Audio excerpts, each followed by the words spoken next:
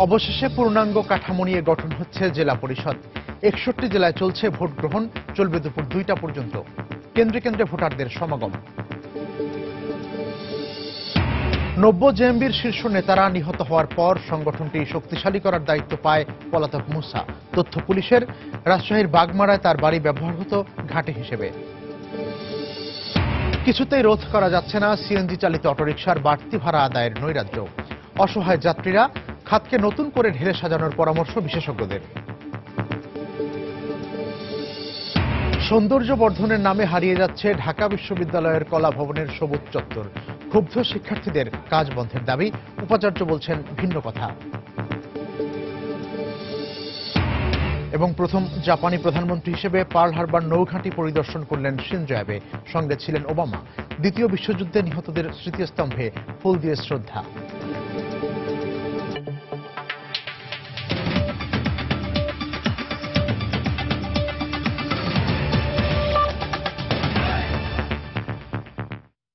সময় সংবাদের সঙ্গে আছি আমি মিজানুর রহমান খবির। শুরুতে জেলা পরিষদ নির্বাচনের খবর।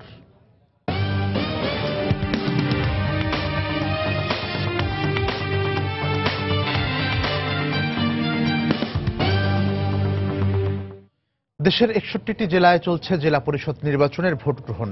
সকাল ৯টায় শুরু হওয়া এই ভোট গ্রহণ বিরতিহীনভাবে চলবে দুপুর ২টা পর্যন্ত। এর আগে সকালে ভোট গ্রহণ শুরু হওয়ার আগেই ভোট কেন্দ্রগুলোতে এসে জড়ো হন বিভিন্ন স্তরের স্থানীয় সরকারের জনপ্রতিনিধিরা। এই ভোটের মাধ্যমে তারাই নির্বাচিত করবেন জেলা পরিষদের চেয়ারম্যান এবং সাধারণ ও সংরক্ষিত সদস্যদের। এদিকে ভোট গ্রহণ নির্বিঘ্ন করতে নিরাপত্তায় মাঠ পর্যায়ে বিভিন্ন বাহিনীর প্রায় ২৩,০০০ সদস্য মোতায়েন রয়েছে বলে জানিয়েছে নির্বাচন কমিশন। এছাড়া প্রতিটি কেন্দ্র পাহারায় রয়েছেন ২০ জন আর্মড পুলিশ, আনসার ও ভিটিপির সদস্য। স্ট্রাইকিং ফোর্স হিসেবে টহলে রয়েছে বিজিবি ও র্যাব। ৩ পার্বত্য জেলা বাদে প্রথমবারের মতো ভোটের মাধ্যমে দেশের ৬১টি জেলায় হচ্ছে এই নির্বাচন। তবে ২২টি জেলায় চেয়ারম্যান পদে একাধিক প্রার্থী না থাকায় সেসব জেলায় ওই পদে ভোট হচ্ছে না।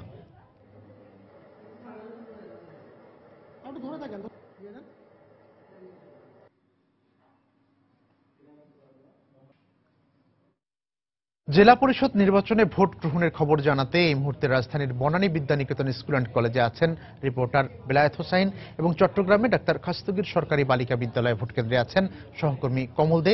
সরাসরি চলে যাচ্ছি তাদের কাছে। আমরা প্রথমেই যাব বেলায়েতের কাছে। বেলায়েত, পরোক্ষ ভোটে জেলা পরিষদ নির্বাচন হচ্ছে। তো ঢাকা জেলা পরিষদের আমি এখন যে কেন্দ্রটিতে অবস্থান করছি সেটি হচ্ছে বনানী বিদ্যানিকেতন।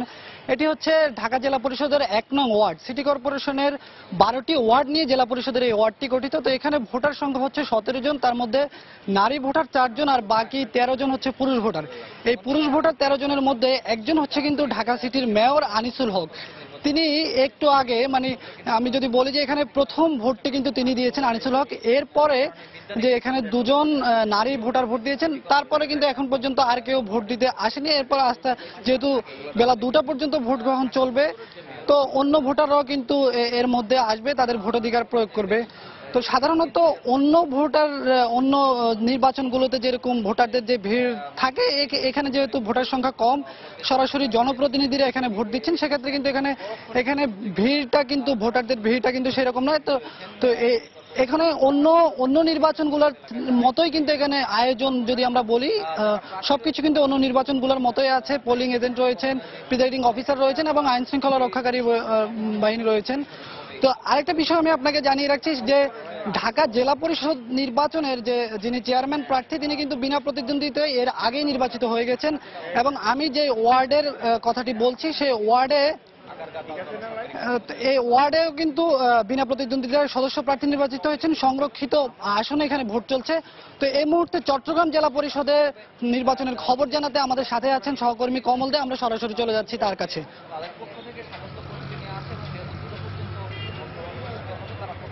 ধন্যবাদ বেলায়েত। দেশের বাকি ৭টি জেলার মতো চট্টগ্রামও কিন্তু উৎসবমুখর পরিবেশে এই জেলা পরিষদ নির্বাচন শুরু হয়েছে।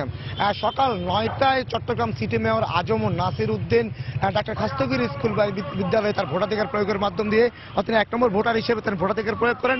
এরপর শুরু হয়েছে ভোট গ্রহণ। আমি বলি চট্টগ্রাম জেলায় এবার কিন্তু যে চেয়ারম্যান পদে আওয়ামী লীগের প্রার্থী হিসাবে এম এ সালাম একক প্রার্থী হিসেবে নির্বাচিত হয়েছেন। এর বাইরে মোট ১৫টি উপজেলা এবং শহর সহ মোট সাধারণ সদস্য সদস্য নির্বাচিত হবেন 15 জন এবং এছাড়া সংরক্ষিত সদস্য হবেন প্রায় 4 জন। এর মধ্যে আমরা 5 জন। এর মধ্যে আমরা দেখতে পাচ্ছি কিন্তু বিনা প্রতিদ্বন্দ্বিতায় 4 জন সাধারণ নির্বাচিত সদস্য নির্বাচিত হয়েছেন এবং সংরক্ষিত নির্বাচিত হয়েছেন 2 জন। এখানে মোট 15টি কেন্দ্রে আজ ভোট গ্রহণ চলছে আর সেখানে ভোটার সংখ্যা হচ্ছে 2541 জন। সকাল 9টায় ভোট গ্রহণ শুরু হয়েছে এবং চলবে তা দুপুর 2টা পর্যন্ত। আমরা কথা বলেছিলাম রিটার্নিং অফিসার চট্টগ্রামের জেলা প্রশাসক শামসুল আরিফিনের সাথে। তিনি আমাদেরকে জানিয়েছেন চট্টগ্রামের এই খাস্তগিরি দুটি বুথের মাধ্যমে ভোট গ্রহণ চলছে এবং যেখানে ভোটার সংখ্যা হচ্ছে 163 জন ভোটার রয়েছে আর এর মাঝে 163 জন ভোটারের মধ্যে রয়েছেন 112 জন পুরুষ এবং 31 জন মহিলা। আপনি জানেন যে বিশেষ করে যেহেতু চট্টগ্রাম সিটি কর্পোরেশন এলাকা, সেই এলাকা হওয়ার কারণে চট্টগ্রাম সিটি কর্পোরেশনের মেয়র এবং তার 41 জন সাধারণ কাউন্সিলর এবং 15 জন সংরক্ষিত কাউন্সিলর এখানে ভোটাধিকার প্রয়োগ করবেন। এখানে প্রার্থী হিসেবে রয়েছেন সাধারণ সদস্য রয়েছেন 4 জন এবং মহিলা প্রার্থী অর্থাৎ নারী প্রার্থী রয়েছেন 6 জন। তো বলা যায় সকাল 9টা থেকে 10টা 1 ঘন্টা একটা কড়া নিরাপত্তা ব্যবস্থার মধ্যে ভোট গ্রহণ চলছে। আপনি জানেন যে অপ্রীতিকর ঘটনার রাতে কিন্তু আমরা দেখেছি বিজিবি মোতায়েন করা হয়েছে, বিজিবি সদস্যরা কেন্দ্রের আশেপাশে তারা টহল দিয়ে যাচ্ছে। তো বলা যায় এখন পর্যন্ত কোন রকম অপ্রীতিকর ঘটনা ছাড়াই চট্টগ্রাম জেলা পরিষদ নির্বাচনে 1 ঘন্টা অতিবাহিত হয়েছে। তো এখন পর্যন্ত কবির আমার কাছে ছিল চট্টগ্রাম জেলা পরিষদ নির্বাচনের সর্বশেষ। কমল দে জানাচ্ছিলেন চট্টগ্রাম থেকে এবং বেলায়েত হোসেন ঢাকা থেকে। তারা জানাচ্ছিলেন জেলা পরিষদ নির্বাচন অনুষ্ঠিত হচ্ছে, সেই নির্বাচনের খবরাখবর। অবশেষে পূর্ণাঙ্গ কাঠামো নিয়ে গঠন হচ্ছে জেলা পরিষদ। 3 পার্বত্য জেলা বাদে দেশের 61টি জেলায় একযোগে অনুষ্ঠিত হচ্ছে এই নির্বাচন। সরাসরি ভোটারদের অংশগ্রহণ না থাকলেও নির্বাচিত প্রতিনিধিদের ভোটে একজন চেয়ারম্যানের নেতৃত্বে পরিষদ ভোটে গঠন করা হবে 15 জন সাধারণ সদস্য, 5 জন সংরক্ষিত মহিলা সদস্য নিয়ে। একসময় দেশের স্থানীয় সরকার ব্যবস্থার প্রাণশক্তি ছিল জেলা পরিষদ। কালের বিবর্তনে স্থানীয় সরকারের অন্য প্রতিষ্ঠানগুলোর শক্তিশালী হলেও খেই হারিয়ে ফেলে জেলা পরিষদ। মাঝে 80-র দশকে এই প্রতিষ্ঠানটিকে টেনে তোলার চেষ্টা করা হলেও তা ব্যর্থ হয়। সবশেষ 2011 সালে প্রশাসক নিয়োগ দিয়ে আবারও প্রতিষ্ঠানটিকে সচল করার চেষ্টা করা হয়। তবে এবারই প্রথম নির্বাচনের মাধ্যমে ঢেলে সাজানো হচ্ছে জেলা পরিষদ। সব মিলিয়ে জেলা পরিষদ সেই ব্রিটিশ আমলের যে একটা গুরুত্ব ছিল তার মিশনটা অ্যাকচুয়ালি হারিয়ে গেছে। সে একটা ঐতিহাসিক বলা যায় ফুটনোট হিসেবে আছে আর কি। সব তর্ক বিতর্কের পরে যে কথাটা বলতে চাই, এখন প্রথমবারের মতো একটা ইলেক্টেড কাউন্সিল হচ্ছে। তো সেই হিসেবে জেলা পরিষদের বলা যায় যে জেলা পরিষদটা বাংলাদেশে কার্যকর হতে যাচ্ছে। সারা দেশে ইউনিয়ন পরিষদ, পৌরসভা, উপজেলা ও সিটি কর্পোরেশনের মোট 63,143 জন নির্বাচিত জনপ্রতিনিধির ভোটে গঠন করা হবে জেলা পরিষদ। এর মধ্যে পুরুষ ভোটার 48,343 জন ও মহিলা ভোটার 14,800 জন। মোট 915টি কেন্দ্রের 1,830টি কক্ষে চলবে ভোট গ্রহণ। 61টি জেলায় চেয়ারম্যান পদে 146 জন, 915টি সাধারণ সদস্য পদে 2,986 জন ও 305টি সংরক্ষিত মহিলা সদস্য পদে লড়ছেন 806 জন প্রার্থী। যদিও 21টি জেলায় চেয়ারম্যান পদে রয়েছে একক প্রার্থী। সকাল 9টা থেকে দুপুর 2টা পর্যন্ত চলবে ভোট গ্রহণ। রাশেদ লিমন, সময় সংবাদ, ঢাকা। সম্প্রতি ঢাকার আশকোনার জঙ্গি আস্তানায় অভিযানে আত্মসমর্পণকারী 90 জেএমবির নারী সদস্য তৃষা ও তার পলাতক স্বামী মইনুল ইসলাম ওরফে মুসার বাড়ি জেএমবির ঘাঁটি হিসেবে পরিচিত রাজশাহীর বাগমারায়। আইনশৃঙ্খলা রক্ষা বাহিনীর সদস্যরা জানান 90 জেএমবির শীর্ষ নেতারা নিহত হওয়ার পর সংগঠনটি শক্তিশালী করার দায়িত্ব পায় মুসা। আর পরিবারের সদস্যদের সঙ্গে কথা বলে জানা গেছে 90 জেএমবির নেতাদের সঙ্গে মুসার এই ঘনিষ্ঠতার বিষয়টি। যদিও পুলিশ তাকে গ্রেফতারের জন্য তৎপর থাকার কথা জানিয়েছে। হাবিবুর রহমান পাপ্পুর তোলা ছবিতে বিস্তারিত জানাচ্ছেন সাইফুর রহমান রকি। 90 জেএমবির পলাতক নেতা মইনুল ইসলাম ওরফে মুসা 7 মাস আগে স্ত্রী তিশাকে নিয়ে রাজশাহীর বাগমারা থানাধীন বুজরুককোলায় নিজ গ্রামের বাড়িতে ওঠে। সে সময় ধর্মের দোহাই দিয়ে শ্বশুর ও নিজের বাড়িতে তোলা তাদের সব ছবি পুড়িয়ে ফেলে।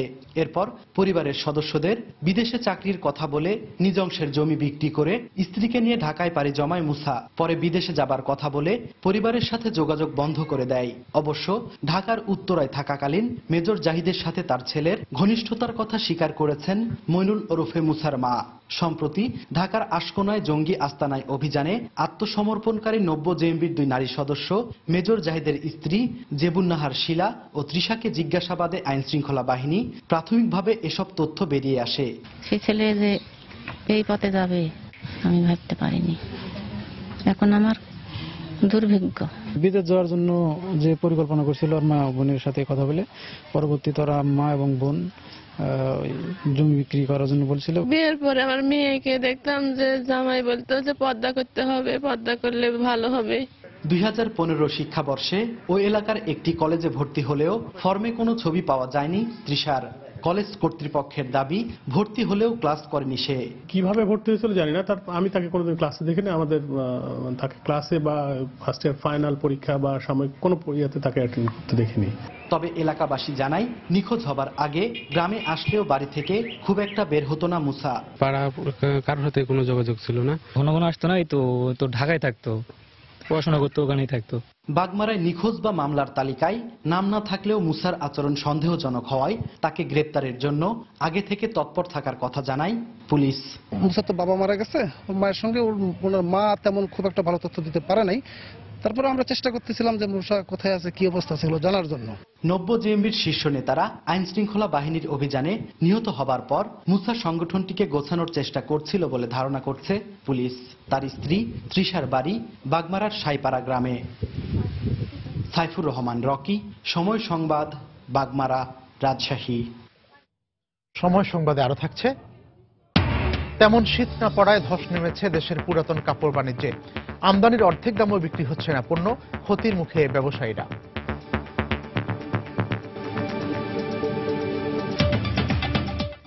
মামলা, জেল, জরিমানা কোনো কিছুতেই থামছে না সিএনজি চালিত অটোরিকশার বাড়তি ভাড়া আদায়ের নৈরাজ্য।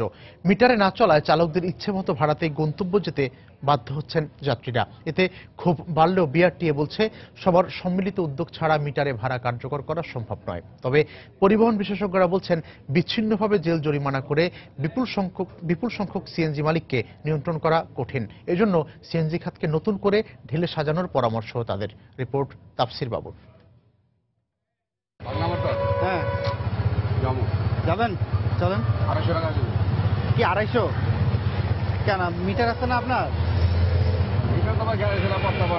হ্যাঁ আচ্ছা, 200 টাকা বাড়াই দেবো। 250 থেকে 20 টাকা বাড়াই দিব। কি মিটারের 20 টাকা বাড়াই দিব? নিয়ম মিটারে চলার, কিন্তু তাতে কোনো আগ্রহই নেই চালকদের। পরিচয় গোপন করে রাজধানীর বিভিন্ন স্থানে গিয়ে যে কয়টি সিএনজি অটোরিকশা পাওয়া গেল তার কোনোটিই রাজি নয় মিটারে যেতে। মিটারে যাবেন না? প্রতিটা ড্রাইভার প্রয়োজনে চালায় মিটারে দেখেন আপনি, মিটারে গাড়ি যায় কিনা। এখন থেকে ঠিক 1 বছর আগে ঢাকা শহরে এই সিএনজি চালিত অটোরিকশাগুলোর ভাড়া প্রথম 2 কিলোমিটারে 25 টাকা থেকে প্রায় দ্বিগুণ বাড়িয়ে করা হয় 40 টাকা। উদ্দেশ্য ছিল এই সিএনজিগুলোর ভাড়া নির্ধারিত হবে মিটারে, কিন্তু বাস্তবে এখন এই ঢাকা শহরে যেসব সিএনজি রয়েছে সেসব সিএনজিগুলো এরকম মিটার মেনে চলাচল করার সংখ্যা একেবারেই কম। এই অবস্থায় প্রতিদিনই জরুরি কাজে বের হওয়া যাত্রীদের গুনতে হচ্ছে বাড়তি ভাড়া। এ নিয়ে যাত্রীদের মধ্যে ক্ষোভ থাকলেও চালকরা বলছেন ভিন্ন কথা। তো 4 জন রিজার্ভ করলাম, সিএনজি 400 টাকা চাচ্ছে। মিটারে যাবে না? মিটারে যাবে না। ভাড়ার কথা কন্ট্যাক্ট করে নেয়, অথবা বলতেছে 20 টাকা 30 টাকা বেশি দিতে হবে। মিটারে তো চলেই না। জমা 900, খরচ 600, 1500, অনেক খরচ। তারপর নিজের কিছু পাইতে হবে, তার জন্য 2-1টা কন্টাকে মারে, সব মারে না। তবে বিআরটিএ বলছে চালক মালিকদের সঙ্গে আলোচনার ভিত্তিতে 1 বছর আগে যে ভাড়া নির্ধারণ করা হয়েছিল তা মানতেই হবে চালকদের। অ্যাকশন নেওয়া হচ্ছে, জেলে দেওয়া হচ্ছে, আপনার ফাইন করা হচ্ছে। এটা বিআরটিএর যেমন বিষয়, এটা মালিক শ্রমিক সংগঠনের বিষয়, এটা যাত্রী সাধারণের বিষয়, এবং এখানে যে law and order enforcing authority আছে সকলেরই এটা সম্মিলিত একটা প্রচেষ্টার বিষয়। তবে পরিবহন বিশেষজ্ঞ বলছেন সিএনজি অটোরিকশা খাতটি অসংখ্য মালিকের অধীনে থাকার কারণেই একে নিয়ন্ত্রণ করা যাচ্ছে না। তেল জরিমানা যাই দেই, দৃশ্যমান উন্নতি হচ্ছে না কেন? কারণ হাজারে হাজারে মালিক এই জায়গায় ভুল করে বহু মালিককে রুট পারমিট দিয়ে দিচ্ছে। হতে পারে ভুল, কিন্তু এইটাকে এখন সংক্ষিপ্ত করে নিয়ে আসতে, মালিকটাকে কোম্পানি ফর্মে নিয়ে আসতে হবে। তার মতে সিএনজি অটোরিকশা খাতকে এখনই নিয়ন্ত্রণে আনা না গেলে পরে পরিস্থিতি আরো জটিল আকার ধারণ করবে। যত দেরি হবে তাফসির বাবু, সময় সংবাদ, ঢাকা। বেশি জটিল হয়ে যাবে। সৌন্দর্য বর্ধনের নামে কংক্রিটের আস্তরণে ঢাকা পড়ছে ঢাকা বিশ্ববিদ্যালয়ের কলা ভবনের সামনের সবুজ চত্বর। এতে ক্ষোভ প্রকাশ করে কাজ বন্ধের দাবি জানিয়েছেন শিক্ষার্থীরা। মতামত ছাড়াই বিশ্ববিদ্যালয় কর্তৃপক্ষ এই কর্মকাণ্ড পরিচালনা করছে বলে অভিযোগ তাদের। তবে উপাচার্যের দাবি, শিক্ষার্থীদের দীর্ঘদিনের চাওয়ার মুখেই কাজ শুরু করা হয়েছে। রিপোর্ট তারেকুজ্জামান শিমুলের। ইট পাথরের রাজধানীতে একখণ্ড সবুজের নাম ঢাকা বিশ্ববিদ্যালয়। ব্যস্ত নাগরিক জীবনে তাই একটুখানি সুযোগ মিললেই এখানে ছুটে আসেন নগরবাসীর অনেকে। সবুজ সান্নিধ্যে খুঁজে পান প্রশান্তির ছায়া। কোটি প্রাণের প্রিয় সেই ক্যাম্পাস এখন ক্রমেই ঢাকা পড়ছে কংক্রিটের আস্তরণে। সবুজ প্রফেলে বসানো হচ্ছে ইট, কোথাও বা মাথা তুলে দাঁড়াচ্ছে কৃত্রিম ফোয়ারা।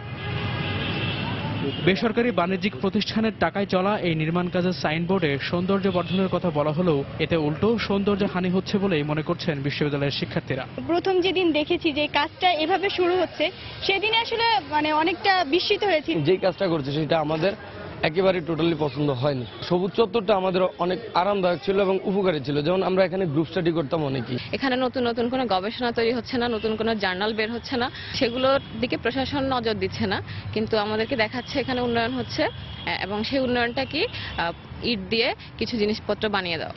তবে উপাচার্য বলছেন শিক্ষার্থীদের চাওয়ার মুখে তাদের সুবিধার্থেই প্রকল্পটি বাস্তবায়ন করা হচ্ছে, এতে সবুজের কোনো ক্ষতি হবে না বলেও দাবি তার। ছেলেমেয়েরাই আমাদের কাছে অভিযোগ করেছে যে বিশ্ববিদ্যালয়ের খোলা চত্বরে বসার খুব একটা সুযোগ সুবিধা তাদের নেই। তো সেই বিষয়টি মাথায় রেখেই এই প্রস্তাব আমরা বিবেচনা করে অনুমোদন দিয়েছি। কিন্তু এই কথাটা বলা আছে যে কোনোভাবেই সবুজের যে সমারোহ সেটা যাতে কোনো বিনষ্ট না হয়। পরিবেশের পাশাপাশি ঐতিহাসিক গুরুত্ব বিবেচনায় ঢাকা বিশ্ববিদ্যালয়ের মতো প্রতিষ্ঠানে এ ধরনের প্রকল্প বাস্তবায়নের আগে অবশ্যই শিক্ষক শিক্ষার্থীদের মতামত নেওয়া উচিত বলে মনে করেন পরিবেশ কর্মীরা। কাণ্ড কারখানা দেখে মনে হচ্ছে বিশ্ববিদ্যালয়ের আর্কিওলজিক্যাল হিস্ট্রি এবং বিশ্ববিদ্যালয়ের যে নিজস্ব চরিত্র এগুলিকে বিবেচনায় তারা রাখছেন না। তাদের উচিত ছিল এটিকে জনসমক্ষে প্রকাশ করা, জনমত গ্রহণ করা। অপরিকল্পিতভাবে উন্নয়ন কার্যক্রম পরিচালনা না করে সংশ্লিষ্ট সবার মতামত নিয়ে সবুজ বান্ধব একটি মহাপরিকল্পনা গ্রহণেরও পরামর্শ দেন তিনি। তারেকুজ্জামান শিমুল, সময় সংবাদ, ঢাকা। শুধু নির্বাচন কমিশন পুনর্গঠন নয়, জাতীয় নির্বাচন সুষ্ঠু করতে হলে নির্বাচনকালীন সহায়ক সরকার গঠন করতে হবে, তা না হলে দেশে গণতন্ত্র ফিরে আসবে না বলে মন্তব্য করেছেন বিএনপি চেয়ারপারসন বেগম খালেদা জিয়া। গতরাতে গুলশানে তার রাজনৈতিক কার্যালয়ে বড়দিন উপলক্ষে খ্রিস্টান সম্প্রদায়ের সঙ্গে কেক কেটে শুভেচ্ছা বিনিময় শেষে একথা বলেন তিনি। এ সময় সদ্য অনুষ্ঠিত নারায়ণগঞ্জ সিটি কর্পোরেশন নির্বাচনের নিরপেক্ষতা নিয়েও প্রশ্ন তোলেন বেগম জিয়া। অভিযোগ করে বলেন, দেশে জঙ্গিবাদ ও সন্ত্রাস বেড়েছে, যার জন্য আওয়ামী লীগ দায়ী। তাদের জিজ্ঞাসাবাদ করলেই প্রকৃত জঙ্গি রহস্য বের হয়ে আসবে বলেও জানান বিএনপি চেয়ারপারসন। তারা কতটুকু প্রচার করতে পারে বা তারা কতটুকু লিখতে পারে সেটা সবাই আপনারা জানেন। যেন নির্বাচন কমিশন হলে এই দেশে কোনোদিন গণতন্ত্র আসবে না। আমরা বলছি এটা নিয়ে আরো আলোচনা হতে পারে, এখানে যদি আরো কেউ ভালো কিছু দিতে পারে সেটাকেও ওর মধ্যে অন্তর্ভুক্ত করা যেতে পারে। একটা স্বাধীন নিরপেক্ষ নির্বাচন কমিশন হলেই যে দেশের ভোট সুষ্ঠু হবে তার কোনো কথা নয়। তার জন্য প্রয়োজন ভোটের সময়কালীন সহায়ক সরকার, সেই সরকারের মাধ্যমে যদি হয় নির্বাচনটা ফেয়ার হতে পারে। আদারওয়াইজ তাহলে সব দেখবেন যে এই নারায়ণগঞ্জের মতো ভিতরে যত রকমের দুনিয়ার ষড়যন্ত্র আর বাইরে থেকে সব ফিরপাট দেখায়। এটা কিন্তু বাংলাদেশের মানুষ বা যে কোনো ধর্মের মানুষই এত বোকা নয়। দেশের উন্নয়নকে বাধাগ্রস্ত এবং অর্থনৈতিক অবস্থানকে বিধ্বস্তের ষড়যন্ত্রের অংশ হিসেবে বিএনপি জামায়াত জঙ্গিবাদকে মদদ দিচ্ছে বলে অভিযোগ করেছেন খাদ্যমন্ত্রী অ্যাডভোকেট কামরুল ইসলাম। তিনি বলেন, দেশকে জঙ্গি রাষ্ট্র বানানোর পাশাপাশি বর্তমান প্রধানমন্ত্রী শেখ হাসিনাকে হত্যার চক্রান্ত চলছে। গতরাতে ব্রাহ্মণবাড়িয়ার আশুগঞ্জে সমন্বিত সংস্কৃতি বিকাশ কেন্দ্রে বিজয় মেলার নবম দিনে প্রধান অতিথির বক্তব্যে তিনি একথা বলেন। আমরা 2041 সালে 21 সালে মধ্যমায়ের দেশ হব, 2041 সালে আমরা উন্নত দেশ হব, কিন্তু আমাদের সেই স্বপ্নকে নস্যাৎ করে দেওয়ার জন্য কিন্তু আজকে ষড়যন্ত্র চলছে। জঙ্গিবাদের যে খাবার বাংলাদেশে তারা বিস্তার করতে চাচ্ছে। 71-এর ঘাতকরা যেভাবে জাতির জনক বঙ্গবন্ধুকে যেভাবে নির্মমভাবে হত্যা করেছিল, যেভাবে জেলখানায় জাতীয় চার নেতাকে হত্যা করেছে, যেভাবে 2004 সালে আমাদের প্রিয় নেত্রী জননেত্রী শেখ হাসিনাকে হত্যা করতে চেয়েছে, যেভাবে জঙ্গিবাদের জন্ম দিয়েছে, তারা সাম্প্রদায়িক শক্তি যেভাবে ছবল হানার চেষ্টা করছে, এরাই কিন্তু আমাদের মাননীয় প্রধানমন্ত্রী জননেত্রী শেখ হাসিনাকে হত্যার ষড়যন্ত্র করছে। এটা মনে রাখতে হবে। তাদের চূড়ান্ত টার্গেট শেখ হাসিনা। এর পিছনে মদত যোগাচ্ছে কারা? বিএনপি, জামায়াত। বাংলাদেশটাকে তারা সিরিয়ার মতো, পাকিস্তানের মতো বাংলাদেশটাকে অবস্থা করতে চায়। তাই আমি আপনাদের প্রতি আহ্বান জানাবো, এই অবস্থায় আমাদের সবাইকে ঐক্যবদ্ধ হতে হবে। মুক্তিযুদ্ধের বিপক্ষের শক্তিকে যতই তোষামত করার চেষ্টা করেন না কেন, কোনো তোষামত করে কোনো লাভ নাই, তারা কোনো সময় আপনার সাথে আসবে না। আবারও জেলা পরিষদ নির্বাচনের খবর। দেশের 61টি জেলায় চলছে জেলা পরিষদ নির্বাচনের ভোট গ্রহণ। এই মুহূর্তে সিলেটের মদন মোহন কলেজ কেন্দ্রে আছেন সহকর্মী ইকরামুল কবির এবং বরিশাল জেলা স্কুলে আছেন ফিরদাউস সোহাগ। ভোট গ্রহণের খবর জানতে সরাসরি চলে যাচ্ছি তাদের কাছে। প্রথমে যাব ইকরামুল কবিরের কাছে। ইকরাম, খুবই ধন্যবাদ। আপনি জানেন যে একেবারে ভিন্ন মাত্রার নতুন আঙ্গিকে একটি নির্বাচন অনুষ্ঠিত হচ্ছে, জেলা পরিষদ নির্বাচন। এই নির্বাচনে জনপ্রতিনিধি নির্বাচন করবেন এবং সবচেয়ে মজার একটা ব্যাপার হচ্ছে কি, এখানে যারা 21 সদস্যের যে পরিষদ, এই 21 সদস্য পরিষদে কেউই ভোটার নয়। এই ধরনের একটি নির্বাচন অনুষ্ঠিত হচ্ছে এবং 1493 জন ভোটার এই সিলেট জেলা পরিষদের নির্বাচনে তাদের পরিষদ নির্বাচিত করবেন। আমার সাথে এখানে উপস্থিত রয়েছেন এই নির্বাচনের রিটার্নিং অফিসার সিলেটের জেলা প্রশাসক মোহাম্মদ জয়নাল আবেদিন। আমি আপনার কাছে জানতে চাইবো, একেবারে নতুন আঙ্গিকে এই নির্বাচন পরিচালিত হচ্ছে, সেই ক্ষেত্রে আপনারা এই নির্বাচন পরিচালনার ক্ষেত্রে কোনো ধরনের সমস্যা পড়েছেন কিনা বা সামগ্রিক পরিস্থিতি আপনার কেমন মনে হচ্ছে? না, আমাদের এখানে ইনশাল্লাহ কোনো সমস্যা নাই, আইন শৃঙ্খলা পরিস্থিতি ভালো আছে। আমরা 15টা সেন্টারের মধ্যে 15 জন ম্যাজিস্ট্রেট আমরা নিয়োগ করেছি। জুডিশিয়াল ম্যাজিস্ট্রেট আমরা 4 জন নিয়োগ করেছি, আমরা নির্বাচন কমিশন নিয়োগ করেছেন এবং নির্বাচনের 18 দিন পূর্ব থেকে 4 জন ম্যাজিস্ট্রেট আচরণ বিধিমালা ঠিকঠাক রাখার জন্য কাজ করে গেছে এবং আচরণ বিধিমালা নিয়ে কোনো খবর আমরা পাই নাই। এ পর্যন্ত আমাদের 15টি সেন্টারের মধ্যেই নির্বাচন সুষ্ঠু মতো পরিচালিত হচ্ছে। পর্যাপ্ত পুলিশ, বিজিবি, র্যাব এবং আনসার বাহিনী মোতায়েন আছে। ইনশাল্লাহ নির্বাচন অবাধ এবং সুষ্ঠু হবে বলে আমি বিশ্বাস করি। খবির, আপনি শুনছিলেন যে সামগ্রিক আইনশৃঙ্খলা পরিস্থিতি সহ সামগ্রিক বিষয় নিয়ে উনি বললেন যে সমস্ত বিষয় নজরদারিতে রাখা হয়েছে এবং ইতিমধ্যে এই 1 নম্বর ওয়ার্ডের 5টি ওয়ার্ডের পুলিশ সদস্যদের নির্বাচন স্থগিত করেছেন নির্বাচন কমিশন। সবকিছু মিলে বলা যায় একটি শান্তিপূর্ণ এবং একটি চমৎকার একটি পরিবেশ এই নির্বাচন অনুষ্ঠিত হয়েছে। ইতিমধ্যে 7 জন ভোটার এই মদন মোহন কেন্দ্রে তাদের ভোটাধিকার প্রয়োগ করেছেন। এই ছিল সিলেটের জেলা পরিষদ নির্বাচনের সর্বশেষ খবর। এবার আমি চলে যাচ্ছি বরিশালের নির্বাচনের খবর জানার জন্য। সেখানে জেলা স্কুলে রয়েছেন আমাদের সহকর্মী ফেরদৌস সোহাগ। স্কুল কেন্দ্রে এখানে সুন্দর, সুষ্ঠু ও শান্তিপূর্ণ পরিবেশে নির্বাচন অনুষ্ঠিত হচ্ছে। আমরা সকাল 9টায় ভোট শুরু হয়েছে এটা দেখতে পেয়েছি এবং ভোট চলার কথা দুপুর 2টা পর্যন্ত। এখানে একটা ভিন্ন মাত্রা কিন্তু রয়েছে বরিশালের এই কেন্দ্রটিতে নয়, শুধু বরিশাল বিভাগে আমরা যেটা খোঁজ খবর নিয়ে জানতে পেরেছি সেটা হচ্ছে যে কেন্দ্রের মধ্যে এবং বাইরে শুধুমাত্র এই নির্বাচন উপলক্ষে সিসি ক্যামেরা বসানো হয়েছে। যারা ভোট দিতে আসবেন এবং যারা ভোটের সাথে সংশ্লিষ্ট, কারা আসছেন কারা যাচ্ছেন, এটা নিশ্চিত হওয়ার জন্যই সিসি ক্যামেরার আয়োজন করা হয়েছে বলে আমাদেরকে পুলিশের তরফ থেকে জানানো হয়েছে। কিছুক্ষণ আগে 2 জন প্রার্থী কিন্তু এখানে এসেছিলেন। যে আওয়ামী লীগ সমর্থিত প্রার্থী যিনি জনাব মইদুল ইসলাম, তিনি এসেছিলেন এবং আওয়ামী লীগের বিদ্রোহী যে প্রার্থী আছে খান আলতাফ হোসেন বুলু, তিনিও এসেছিলেন। খান আলতাফ হোসেন বুলুর পক্ষ থেকে আমাদেরকে একটি অভিযোগ করা হয়েছে যে আলতাফ হোসেন বুলুর তরফ থেকে অভিযুক্ত ছিল এরকম যে যারা বরিশালের এই মইদুল ইসলামের পক্ষে নির্বাচনী প্রচারণা চালাচ্ছেন, স্পেসিফিকলি ভাবে তিনি এইভাবে উল্লেখ করেছেন যে বরিশালের 6 জন মেয়র এবং বরিশালের 10 জন উপজেলা চেয়ারম্যান যারা রয়েছেন তারা ভোটারদেরকে যেন তার পক্ষে ভোট দেওয়া না হয় এই জন্য হুমকি ধামকি দেওয়া হচ্ছে। এই অভিযোগ কিন্তু একেবারেই অস্বীকার করেছেন এবং খান আলতাফ হোসেন বুলুর তরফ থেকে যে অভিযোগটি করা হয়েছে সেটি মিথ্যা, ভিত্তিহীন বলে আমাদেরকে জানিয়েছেন আওয়ামী লীগ সমর্থিত প্রার্থী জনাব মইদুল ইসলাম। তিনি কিছুক্ষণ আগেই আমাদের সাথে এইভাবেই কথাগুলো বলছিলেন। আমরা ভোটারদের সাথে কথা বলেছি, তাদের কাছে জানতে চেয়েছিলাম যে আসলে তাদের পরিবেশ এবং ভেতরের অবস্থা, বাইরের অবস্থা ইত্যাদি এই সম্পর্কে তাদের কাছে জানতে চেয়েছিলাম। তারা আমাদেরকে বলেছেন যে সুষ্ঠু, সুন্দর পরিবেশে এবং নির্বিঘ্নভাবে তারা ভোট দিতে পারছেন, এমন তথ্যই আমাদেরকে জানিয়েছেন। এছাড়া অন্যান্য জায়গায় আমরা খবর নিয়ে যেটা জানতে পেরেছি যে এখন পর্যন্ত কোথাও কোনো অপ্রীতিকর ঘটনার কোনো সংবাদ আমাদের কাছে নেই। তো এই ছিল মোটামুটি আমার কাছে নির্বাচনের সর্বশেষ খবর। আমার কাছে ছিল এই ছিল সর্বশেষ খবর। খবির, ফিরদাউস সোহাগ জানাচ্ছিলেন বরিশাল থেকে। এর আগে ইকরামুল কবির জানাচ্ছিলেন সিলেট থেকে জেলা পরিষদ নির্বাচনের খবর। সময় সংবাদ আরো থাকছে। সিরিজে ঘুরে দাঁড়ানোর প্রত্যয় নিয়ে কাল নিউজিল্যান্ডের বিপক্ষে দ্বিতীয় ম্যাচে মাঠে নামছে টাইগাররা। কিউইদের চোখে মুখে সিরিজ জয়ের স্বপ্ন। প্রাকৃতিক দুর্যোগ ও পোকামাকড়ের আক্রমণ সহ বিভিন্ন কারণে প্রতি বছর নষ্ট হচ্ছে বিপুল পরিমাণ খাদ্যশস্য। এতে যেমন আর্থিকভাবে ক্ষতিগ্রস্ত হচ্ছেন কৃষক, তেমনি চ্যালেঞ্জের মধ্যে থেকে যাচ্ছে খাদ্য নিরাপত্তা ইস্যুটিও। এই অবস্থার থেকে উত্তরণে প্রথমবারের মতো চালু হচ্ছে বিশেষ মোবাইল অ্যাপ। স্যাটেলাইট থেকে পাওয়া আবহাওয়ার তথ্য বিশ্লেষণ করে কৃষককে সতর্ক করে তথ্য দিক নির্দেশনা দেবে এই অ্যাপ। কৃষি সম্প্রসারণ অধিদপ্তর বলছে আগামী বছরের শেষ নাগাদ চালু হবে এই অ্যাপটি। স্বাধীনতার পর থেকে কৃষি উৎপাদনে এসেছে বৈপ্লবিক পরিবর্তন। জাতিসংঘের কৃষি ও খাদ্য সংস্থার তথ্য মতে গত 40 বছরে দেশে কৃষির উৎপাদন বেড়েছে 3 থেকে 5 গুণ পর্যন্ত। এর পেছনে প্রযুক্তির অবদান অপরিসীম। তবে কৃষিতে তথ্য প্রযুক্তির সমন্বিত প্রয়োগের বিষয়টি ভাবনার বাইরেই থেকে গেছে। তবে এ চিত্র এখন পাল্টে যাবে। উন্নত বিশ্বের মতোই কৃষকদের জন্য বিশেষ অ্যাপ আনছে সরকার। অ্যান্ড্রয়েড ফোনে এই অ্যাপের মাধ্যমে কৃষকরা পাবেন খরা বন্যা সহ প্রতিকূল আবহাওয়ার আগাম বার্তা, মিলবে বালাই ঝুঁকি ব্যবস্থাপনার নির্ভুল তথ্য।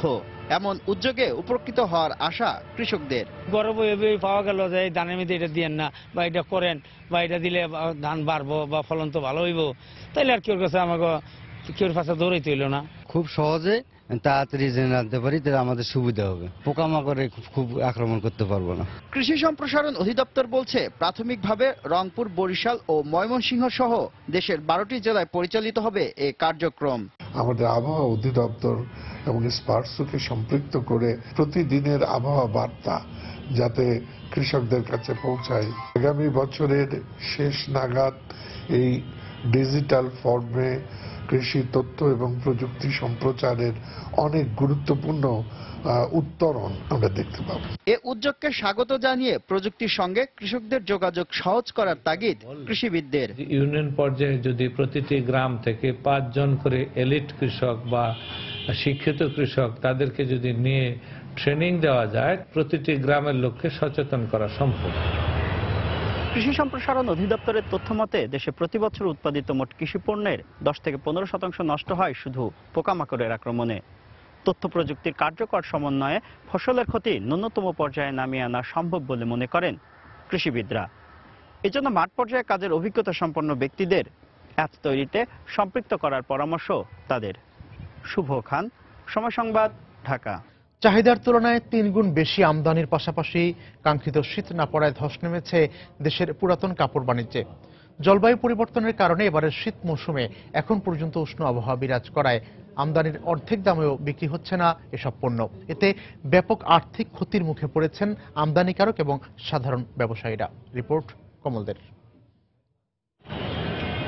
ষড়ঋতুর বাংলাদেশে পৌষ এবং মাঘ এ 2 মাসকে শীতকাল হিসেবেই বিবেচনা করা হয়। মূলত বাংলা সনের অগ্রহায়ণ মাসের মাঝামাঝি থেকেই শীত পড়তে শুরু করে,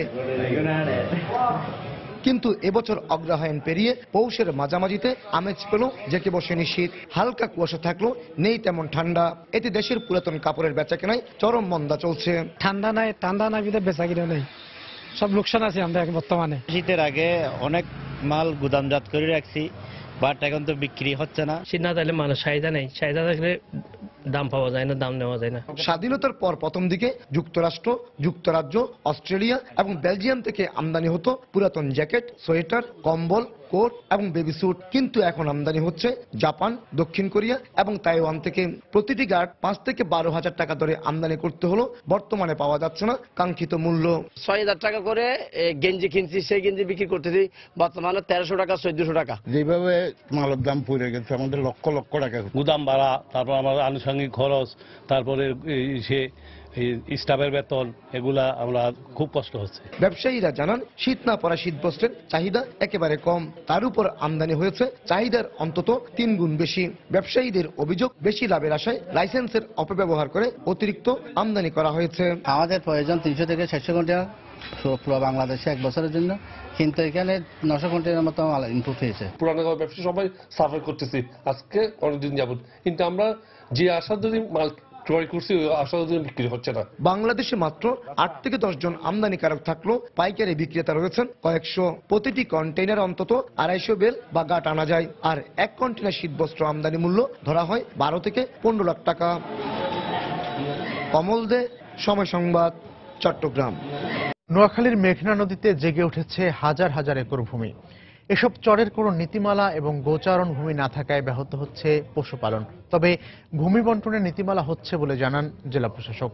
নোয়াখালী থেকে সাইফুল্লাহ কামরুলের পাঠানো তথ্য, জামাল উদ্দিনের ছবি নিয়ে ডেস্ক রিপোর্ট।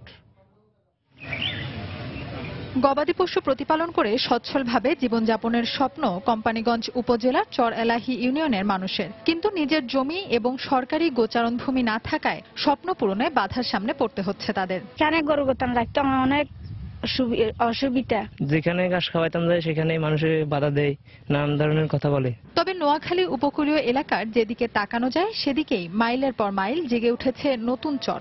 এলাকার বাসিন্দাদের দাবি, নতুন এই ভূমি সঠিকভাবে বন্টন করা হলে ভূমিহীনদের পুনর্বাসন সহ কৃষি ও পশুপালনের ক্ষেত্রে সুযোগ সৃষ্টি হবে। সরকারি মহকুমা যদি খালি জায়গা দোলা রাখে আমরা গরু মোষ বেড়া ফাইলতে একটা সুবিধা আইতাম। টুড়ি চর আছে, জাজ্জা চর আছে, ঠেঙ্গা চর আছে, দমা চর আছে, সবগুলোতে তো এখানে চর আছে, কিন্তু আমরা একদিকে দিয়ে জ্বালা যন্ত্রণা করতেছে বন্ধুদের সাথে কারণে আর শ্বাসের ক্ষেত্রিকার কারণে আমরা গরু বৈশগুলো যে অনেক কষ্ট করতে আছি, কোনো সরাবের কোনো সুযোগ সুবিধা পাইতেছি না। অবশ্য জেগে ওঠা চর সংরক্ষণ ও বন্টনে পরিকল্পনার কথা জানালেন জেলা প্রশাসক। আর প্রাণী সম্পদ কর্মকর্তা নোয়াখালী জেলায় চারণভূমি সংকটের কথা জানালেন। 500 বা 600 1000 বিঘা গাছে চারণভূমি হয় না। চারণভূমি করতে হলে অন্তত হাজার হাজার বিঘা জমির প্রয়োজন, এবং সেটা মূলত একটু বিচ্ছিন্ন থাকাই ভালো। যেগুলো মূল জনপথের সাথে সংযুক্ত হয়ে গেছে এগুলো চারণভূমি ঘোষণা করলে এগুলো আরো সমস্যা বাড়বে। দিনে দিনে বিস্তৃত চরও জেগে উঠছে, এবং আমরা এই সরকারি যে ভূমি, সেই ভূমিগুলোকে সংরক্ষণ করার জন্য বিভিন্ন রকম চিন্তা ভাবনা আমাদের রয়েছে। আবার এর পাশাপাশি যারা নদী ভাঙন যে পরিবারগুলো আছে তাদেরকে সেগুলো বন্দোবস্তও দিচ্ছি। জেলা প্রশাসনের তথ্য অনুযায়ী গত 20 বছরে হাতিয়া, কোম্পানিগঞ্জ ও সুবর্ণচর উপজেলায় 50 থেকে 60,000 একর এলাকা জুড়ে নতুন প্রায় 50টি চর জেগেছে। সময় সংবাদ, নোয়াখালী। শরীয়তপুরের মাঠে মাঠে শীতকালীন বিভিন্ন সবজি উঠতে শুরু করেছে। আবহাওয়া অনুকূলে থাকায় এবার সবজির ফলন ভালো হয়েছে, আর সবজি চাষ করে স্বাবলম্বী হয়েছেন জেলার অনেক কৃষক। কৃষি বিভাগ বলছে, বাম্পার ফলনে চাষিদের নানা পরামর্শ দেওয়া হয়েছে। শরীয়তপুর প্রতিনিধি মুফিজুর রহমান রিপনের পাঠানো তথ্য ও ছবি নিয়ে ডেস্ক রিপোর্ট। শরীয়তপুরের জাজিরা, নড়িয়া ও ভেদরগঞ্জের মাঠে মাঠে চাষ হয়েছে বেগুন, করলা, লাউ ও শশাসহ বিভিন্ন শীতকালীন সবজি। সঠিক পরিচর্যা আর অনুকূল আবহাওয়ার কারণে এবার সবজির ফলন বেশ ভালো হয়েছে। ভালো ফলনের পাশাপাশি এবার চাষিরা সবজির দামও পাচ্ছেন বেশ, এতে দারুণ খুশি তারা। এবছর বেগুন লাগায় ভালো আছি, মানে সংসারে কোনো অবতারণা নেই। 8 টাকা জমিন গালা বেগুন লাগাইছি, 15,000 টাকা খরচ গেছে, 27,000 টাকা বিক্রি নামছে, এবং আল্লাহ যদি সুখ শান্তিতে রাখে তার 50,000 টাকা বিক্রি করতে পারবো। এদিকে চাষিরা লাভবান হওয়ার পাশাপাশি সবজির জমিতে কাজ করে জীবিকা নির্বাহ করছেন এলাকার অনেক শ্রমিকও। এবছর করলার ফলন আমরা বাম্পার পাইছি এবং দামও ভালো পাইছি। আমরা গৃহস্থের ক্ষেত্রে কাজ করে খাই, 300 টাকা রোজ পাই, আমাদের সংসার ভালোই চলে। জেলায় সবজির চাষ বাড়াতে সরকারিভাবে উন্নত মানের বীজ সরবরাহের পাশাপাশি কৃষকদের নানা পরামর্শ দেওয়া হয়েছে বলে জানালেন এই কৃষি কর্মকর্তা। পোকামাকড় রোগবালাই দমন করার জন্য আমরা সেক্স ফেরোমন ফাঁদ ব্যবহার করার জন্য কৃষক ভাইদের উদ্বুদ্ধ করি। কৃষক ভাইরা আমাদের পরামর্শ গ্রহণ করে এবছর বেগুন এবং করলা আবাদ করছে, এবং এবার বেগুন এবং করলার বাম্পার ফলন হয়েছে। কৃষি সম্প্রসারণ অধিদপ্তরের তথ্য মতে শরীয়তপুরে এবার 8,500 হেক্টর লক্ষ্যমাত্রার বিপরীতে প্রায় 10,000 হেক্টর জমিতে সবজি চাষ হয়েছে। সময় সংবাদ, শরীয়তপুর। দেশের বাইরের খবর। প্রথম জাপানি প্রধানমন্ত্রী হিসেবে যুক্তরাষ্ট্রের হাওয়াইয়ের পার্ল হারবার নৌঘাঁটি পরিদর্শন করলেন শিনজো অ্যাবে। মঙ্গলবার মার্কিন প্রেসিডেন্ট বারাক ওবামার সঙ্গে দ্বিতীয় বিশ্বযুদ্ধকালে জাপানি হামলা নিহত মার্কিন সেনাদের স্মৃতি বিজড়িত ইউএসএস অ্যারিজোনা মেমোরিয়াল পরিদর্শন করেন তিনি। প্রেসিডেন্ট ওবামা ও প্রধানমন্ত্রী অ্যাবে নিহতদের নাম খোদাই করা দেয়াল ও স্মৃতিস্তম্ভে ফুল দিয়ে শ্রদ্ধা জানান এবং কিছুক্ষণ নীরবে দাঁড়িয়ে থাকেন। পরে প্রতিক্রিয়া ব্যক্ত করেন দুই নেতা। এ সময় পার্ল হারবার হামলায় নিহতদের আত্মার প্রতি গভীর সমবেদনা জানান অ্যাবে। অন্যদিকে শিনজো অ্যাবের পার্ল হারবার পরিদর্শনকে শক্তিশালী পারস্পরিক সম্পর্কের বহিঃপ্রকাশ বলে অভিহিত করেন ওবামা। দ্বিতীয় বিশ্বযুদ্ধকালীন 1941 সালের 7 ডিসেম্বর যুক্তরাষ্ট্রের হাওয়াই দ্বীপপুঞ্জের পার্ল হারবার সামরিক ঘাঁটিতে হামলা চালায় জাপান। এতে 2300 মার্কিন সেনা নিহত ও নৌবহরের 8টি জাহাজ ধ্বংস হয়। এই ঘটনার ৭৫ বছর পর এবারে দুই দেশের শীর্ষ নেতা পার্ল হারবারে নিহত সেনাদের প্রতি একসঙ্গে শ্রদ্ধা জানালেন। এদিকে পার্ল হারবারে শ্রদ্ধা জানানো শেষে মার্কিন প্রেসিডেন্ট বারাক ওবামার সঙ্গে বৈঠকের কথা রয়েছে জাপানের প্রধানমন্ত্রীর। আগামী ২০ জানুয়ারি ওবামার মেয়াদ শেষ হওয়ার আগেই এটি দুই দেশের শীর্ষ নেতাদের শেষ বৈঠক। ভারতের উত্তরপ্রদেশে যাত্রীবাহী একটি ট্রেনের ১৫টি বগি লাইনচ্যুত হয়ে অন্তত ২ জন নিহত এবং ৪৩ জন আহত হয়েছেন। সকালে কানপুর থেকে ৭০ কিলোমিটার দূরে এই দুর্ঘটনা ঘটে। কর্তৃপক্ষ জানায়, শিয়ালদহ আজমির এক্সপ্রেসটি স্থানীয় সময় ভোর ৬টার দিকে ঘন কুয়াশার মধ্যে একটি সেতু অতিক্রম করতে গিয়ে দুটি বগি সেতু থেকে নিচে পড়ে যায়। এ সময় লাইনচ্যুত হয় আরও ১৩টি বগি। বগিগুলো থেকে এরই মধ্যে যাত্রীদের বের করে আনা হয়েছে। এর মধ্যে ৮ জনের অবস্থা আশঙ্কাজনক বলে জানিয়েছে কানপুর পুলিশ প্রধান। দুর্ঘটনার কারণ সম্পর্কে এখনো কিছুই জানা যায়নি। তবে ঘটনা তদন্তে কমিটি গঠন করা হবে বলে জানিয়েছেন রেলমন্ত্রী সুরেশ প্রভু।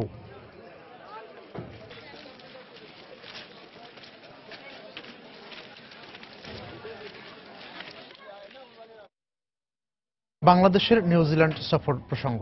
সিরিজ বাঁচানোর লড়াইয়ে আগামীকাল নিউজিল্যান্ডের মুখোমুখি হবে বাংলাদেশ। নেলসনের সেক্সটন ওভাল স্টেডিয়ামে ম্যাচটি শুরু হবে বাংলাদেশ সময় ভোর ৪টায়। ম্যাচের আগে টাইগার কোচ চন্দ্রিকা হাতুরে সিংহে জানালেন, দলকে পুনরুজ্জীবিত করাই হবে তার মূল লক্ষ্য। আর কিউই ব্যাটসম্যান নীল ব্রুমের কণ্ঠে সিরিজ জয়টাই মুখ্য হয়ে উঠেছে। মুস্তাফিজুল হক আকাশের ক্যামেরায় নিউজিল্যান্ড থেকে আরও জানাচ্ছেন হুমায়ুন কবির রোজ। নেলসনের স্নিগ্ধ সকালের দিন, কিন্তু সাকিব, তামিম, তাসকিনদের চোখে মুখে নেই উচ্ছলতা। একে তো বাঁচা মরার ম্যাচ, তার উপর আবার পাওয়া যাবে না মুশফিকের ব্যাটিং দর্শন। কিন্তু পেশাদার কোচ হাতুরু সব বাস্তবতা মেনে দলকে পুনরুজ্জীবিত করার কথাই বললেন। এই মাঠে ছেলেদের ভালো কিছু স্মৃতি আছে। এই দলে যারা আছেন তাদের অধিকাংশই বিশ্বকাপে সেই ম্যাচটিতে ছিলেন, তাই তাদের পুনরুজ্জীবিত করার জন্য যা কিছু করা দরকার সবকিছুই আমি করেছি। আমি জানি খেলাটা মানসিক। কোচের এমন কথার সূত্র ধরে আভাস মিলল বোলিং অ্যাটাকে পরিবর্তন আসছে। সেক্ষেত্রে স্পিড স্টার তাসকিনকে সাইড বেঞ্চে রেখে অভিষেক করানো হতে পারে শুভাশিসকে। কিন্তু ম্যাচের ভাগ্যে কি আদৌ পরিবর্তন আসবে, এমন প্রশ্ন উড়িয়ে টাইগার সমর্থকদের স্বপ্নবাজ করে তুললেন এই লঙ্কান। আপনি জানেন যে আশা ছাড়া পৃথিবীতে কোনো কিছুই সম্ভব নয়। আমি খুবই আশাবাদী এবং আমি খুবই আত্মবিশ্বাসী যে ছেলেরা গত ম্যাচের চেয়ে এই ম্যাচে ভালো করবে। প্রতি ম্যাচেই যে ব্যাটে রান আসবে এমনটা নয়, কিন্তু যে ম্যাচে রান আসবে সে ম্যাচে বাংলাদেশ অবশ্যই জিতবে। সিরিজ বাঁচাতে হলে জিততে হবে বাংলাদেশকে। এমন সমীকরণের ম্যাচে ভরসার প্রতীক মুশফিকুর রহিম খেলতে পারবেন না। তার উপর আবার বাস্তবতা হলো এমন কন্ডিশনে নিউজিল্যান্ডকে হারানো বেশ কঠিন। কিন্তু সবারই তো জানা, নিজেদের দিনে বাংলার বাঘেরা গর্জে উঠলে কোনো কিছুই অসম্ভব নয় তাদের পক্ষে। নেলসনের সেক্সটন ওভাল থেকে হুমায়ুন কবির রোজ, সময় সংবাদ, নিউজিল্যান্ড। টাইগারদের সবশেষ অবস্থা জানাতে এই মুহূর্তে নেলসনে আছেন সহকর্মী হুমায়ুন কবির রোজ। আমরা সরাসরি চলে যাচ্ছি তার কাছে। রোজ,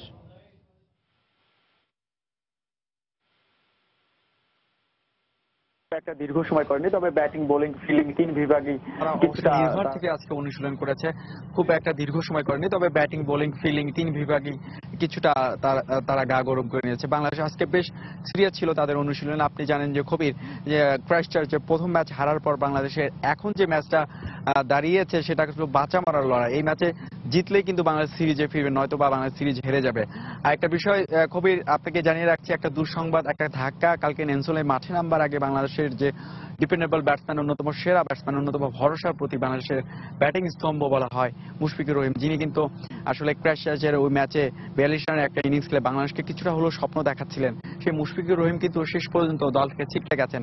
আমরা এমনও গুঞ্জন শুনছি যে আমাদের হাতে যে সোর্সগুলো আছে, সোর্স যদি প্রতারণা না করে, তথ্য যদি প্রতারিত না হয়, তাহলে ধরে নিতে পারে মুশফিকুর রহিম ওয়ানডে সিরিজের পাশাপাশি তাকে নিয়ে দারুণ সংখ্যা আছে টি-20 সিরিজে। এটা আমাদের বিভিন্ন সূত্রে পাওয়া খবর। পাশাপাশি আরেকটা কথা বলি, সেটা হচ্ছে যে আজকে দলের মাঝে বেশ খেলোয়াড়দের মাঝে খুব আত্মবিশ্বাসের যে স্বাভাবিক ভাষা, সেটা আমরা দেখতে পেরেছি, যেটা খুব ইতিবাচক হিসেবে দেখছেন কোচ এবং মাশরাফি বিন মুর্তজা। অধিনায়কের সাথে এর বাইরে আমরা অনানুষ্ঠানিকভাবে কথা বলেছি। তারা আসলে জয়ের ব্যাপারে খুব ক্ষুধার্ত। কালকে ম্যাচটা জিতেই মানে সিরিজের সমতা আনতে চায়। আরেকটা বিষয়, এই যে নেলসনে এ পর্যন্ত 13টি ম্যাচ হয়েছে, 13টি ম্যাচের মধ্যে কিন্তু বাংলাদেশেরই এই মাঠের সর্বোচ্চ দলীয় স্কোর। বাংলাদেশ 322 করেছিল, সেটা ছিল কিন্তু স্কটল্যান্ডের বিপক্ষে। চেস করে কিন্তু বাংলাদেশ জিতেছিল। সবকিছু মিলে আজকে যদি উইকেটের কথা বলি, আপনার পিছনে যে উইকেটটা দেখতে পাচ্ছেন, আসলে এই মাঠটা বা এই মাঠটা আকারে ছোট, বাউন্ডারি খুব দেখা যাবে, আর উইকেটে একরকম ব্যাটিং স্বর্গীয় উইকেট। এখানে ব্যাটসম্যানদের জন্য পুরো উইকেটটা বরাদ্দ আছে। এখানে ব্যাটসম্যানরা যদি জ্বলে উঠতে পারে, বড় একটা হাই স্কোরিং ম্যাচ হবে এবং ম্যাচের ভাগ্য মূলত কিন্তু ব্যাটসম্যানরাই পাল্টে দিতে পারে। খুবই এই ছিল আমার কাছে সর্বশেষ। ফিরছি আপনার কাছে। হুমায়ুন কবির রোজ আমাদেরকে জানাচ্ছিলেন নিউজিল্যান্ড থেকে বাংলাদেশ নিউজিল্যান্ড ওয়ানডে সিরিজের খবর। এ পর্যায়ে শীর্ষ সংবাদ জানিয়ে দিচ্ছি আরেকবার। অবশেষে পূর্ণাঙ্গ কাঠামো নিয়ে গঠন হচ্ছে জেলা পরিষদ। 61 জেলায় চলছে ভোট গ্রহণ, চলবে দুপুর 2টা পর্যন্ত। কেন্দ্রে কেন্দ্রে ভোটারদের সমাগম। 90 জেএমবির শীর্ষ নেতারা নিহত হওয়ার পর সংগঠনটি শক্তিশালী করার দায়িত্ব পায় পলাতক মুসা, তথ্য পুলিশের। রাজশাহীর বাগমারায় তার বাড়ি ব্যবহার হতো ঘাঁটি হিসেবে। কিছুতেই রোধ করা যাচ্ছে না সিএনজি চালিত অটোরিকশার বাড়তি ভাড়া আদায়ের নৈরাজ্য। অসহায় যাত্রীরা খাতকে নতুন করে ঢেলে সাজানোর পরামর্শ বিশেষজ্ঞদের। সৌন্দর্য বর্ধনের নামে হারিয়ে যাচ্ছে ঢাকা বিশ্ববিদ্যালয়ের কলাভবনের সবুজ চত্বর। ক্ষুব্ধ শিক্ষার্থীদের কাজ বন্ধের দাবি। উপাচার্য বলছেন ভিন্ন কথা। এবং প্রথম জাপানি প্রধানমন্ত্রী হিসেবে পার্ল হারবার নৌঘাঁটি পরিদর্শন করলেন শিনজো অ্যাবে। সঙ্গে ছিলেন ওবামা। দ্বিতীয় বিশ্বযুদ্ধে নিহতদের স্মৃতিস্তম্ভে ফুল দিয়ে শ্রদ্ধা। এই ছিল এখনকার মতো। যে কোনো খবর পেতে ভিজিট করুন সময়নিউজ.tv। যে কোনো বাংলা লিঙ্ক ও রবি নম্বর থেকে সময় সংবাদের খবর, অনুষ্ঠান সম্পর্কে জানতে এবং যে কোনো তথ্য সময় সংবাদকে জানাতে ডায়াল করুন 1622 নম্বরে। এছাড়া এইমাত্র পাওয়া খবর মোবাইলে পেতে SMS করুন *BN লিখে পাঠিয়ে দিন 1622 নম্বরে। সঙ্গে থাকুন সময়।